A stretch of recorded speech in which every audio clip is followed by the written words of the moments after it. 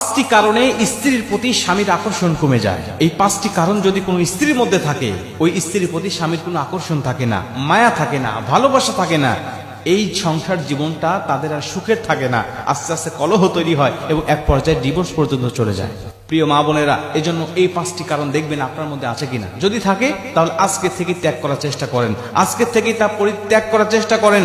দেখবেন যে আপনার সুখের সংসারটা সুখের থাকবে, এটা আর কখনো অশান্তি আপনার এই সংসারে আজ করতে পারবে না। এক নম্বরে, স্বামী যা বোঝায় স্ত্রী যদি তার উল্টা বোঝে। স্বামীর থেকে স্ত্রীর বুঝ যদি বেশি হয়, স্বামীর কথার প্রতি কোনো আনুগত্য যদি না থাকে, স্বামী একটা কথা বলছে, আপনি পাল্টা যুক্তি দিয়ে বলছেন না তোমার কথা ভুল, তোমার কথা মানি না, আমার কথাই সত্য, এটাই যুক্তি, সঠিক যুক্তি, তোমার যুক্তি ভুল, এমন যদি হয়, এই স্ত্রীর প্রতি স্বামীর আকর্ষণ আস্তে আস্তে কমতে থাকে, তার প্রতি কোনো মায়া থাকে না, আস্তে আস্তে কমতে থাকে এবং কমতে কমতে এমন পর্যন্ত চলে যায় যে তার সাথে সংসার করার ইচ্ছা আগ্রহটাই একসময় মরে যায়। এজন্য স্বামী যা বুঝবে আপনি চিন্তা ভাবনা করবেন যে আসলে তার বুঝটা সঠিক কিনা, এর পক্ষে আসলেই দলিল আছে কিনা, তার যুক্তিটা আসলেই গ্রহণ করার মতো কিনা। যদি হয় তাহলে পাল্টা যুক্তি দাঁড় করাতে যাবেন না। যদি মনে করেন না তিনি ভুল কিছু বলছে, তাহলে কৌশলে কায়দা করে নম্র ভদ্র ভাষায় তাকে বোঝানোর চেষ্টা করবেন, কখনো তর্কে জড়াবেন না। দ্বিতীয় নম্বরে, যেই স্ত্রী স্বামীর মুখে মুখে তর্ক করে, যে স্ত্রী স্বামীর মুখে মুখে তর্ক করে, ওই স্ত্রীর প্রতি স্বামীর কোনো মায়া থাকে না, মহাব্বত থাকে না। তাতে আপনি যতই সুন্দরী হন না কেন, তাতে আপনি যতই বিশ্ব সুন্দরী হন না কেন, উচ্চ শিক্ষিত হন না কেন, উচ্চ বংশের মেয়ে হন না কেন, আপনার প্রতি কোনো মায়া, কোনো মহাব্বত, কোনো ভালোবাসা থাকবে না। এজন্য আপনাকে অবশ্যই নম্র ভদ্র হতে হবে। যে স্ত্রী স্বামীর মুখে মুখে তর্ক করে না এবং স্বামী রেগে গেলে চুপ থাকে, স্বামীকে হাসি দিয়ে, খুশি দিয়ে, অঙ্গভঙ্গি দিয়ে সন্তুষ্ট করার চেষ্টা করে, ওই স্ত্রী যদিও কুৎসিত হয়, ওই স্ত্রী যদিও কালো হয়, ওই স্ত্রী যদিও মূর্খ হয়, নিম্ন বংশেরও হয়, তারপরেও তার স্থান স্বামীর কলিজার মধ্যে থাকে।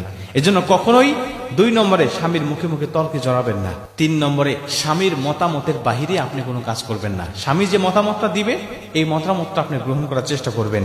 কারণ নবীজি বলেন, আল্লাহর পরে যদি কাউকে সেজদা দেওয়া জায়েজ হতো, আল্লাহ স্ত্রীকে বলে দিতেন স্বামীকে সেজদা করার জন্য। আল্লাহ নবী এমনি এমনি বলেন নাই। অবশ্যই স্বামীর মতামতের দাম রয়েছে, স্বামীর গুরুত্ব রয়েছে, এই জন্যই আল্লাহ নবী হাদিসটা বর্ণনা করেছেন। 4 নম্বরে, স্বামীর পছন্দের মূল্যায়ন করতে হবে। স্বামীর পছন্দের মূল্যায়ন করতে হবে। স্বামীর পছন্দ আছে বিধায় সে আপনাকে পছন্দ করে বিয়ে করেছে, এটা ভাবতে হবে।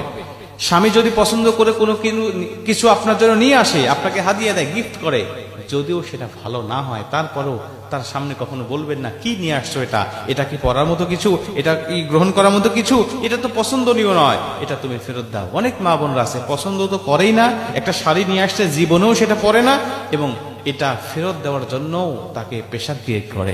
এজন্য স্বামীর চয়েসের উপরে, স্বামীর পছন্দের উপরে সবসময় মতামত আপনি দায়িত্বশীল হবেন, এটা আপনি গ্রহণ করবেন। কোনো কিছু নিয়ে আসলে সাদরে গ্রহণ করবেন, দেখবেন এটা আপনার জন্যই ভালো হবে। সে মাঝে মাঝে আপনার জন্য বিভিন্ন কিছু নিয়ে আসবে হাদিয়া, গিফট হিসাবে। 5 নম্বরে, স্বামীর পরিশ্রমকে মূল্যায়ন করা। স্বামীর পরিশ্রমকে আপনি মূল্যায়ন করবেন। আপনার স্বামী যে পরিশ্রম করুক না কেন, যে পেশায় থাকুক না কেন, সে যখন আপনার ওই পেশা থেকে সে ফিরে আসবে ঘরে, অফিস আদালত থেকে, ব্যবসা বাণিজ্য থেকে, দোকানপাট থেকে অথবা মাঠে ঘাট থেকে যখন ফেরত আসবে, আপনি তাকে একটু সময় দিবেন, আপনি তাকে বিভিন্ন কিছু আগায়া দিবেন, আপনি তাকে বলবেন, হ্যাঁ তুমি অনেক পরিশ্রম করে এসেছো, আমি তোমাকে একটু সময় দিচ্ছি, আমি তোমার ক্লান্তি দূর করে দিচ্ছি।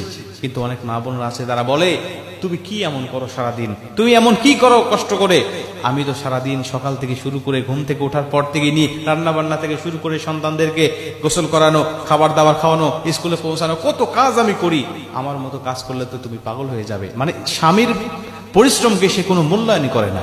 এই স্ত্রীর প্রতি কোনো আকর্ষণ থাকে না, এই স্ত্রীর প্রতি বিরক্ত তৈরি হয়, এই স্ত্রীর প্রতি বিভিন্ন রকম খারাপ লাগা কাজ করা শুরু করে। এক পর্যায়ে সুখের সংসার আর সুখের থাকে না।